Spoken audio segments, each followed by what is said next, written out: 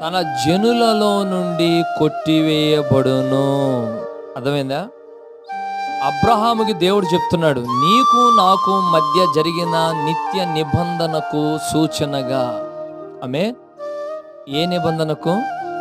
నిత్య నిబంధనకు సూచనగా నీ శరీరములో ఒక గుర్తుండాలి.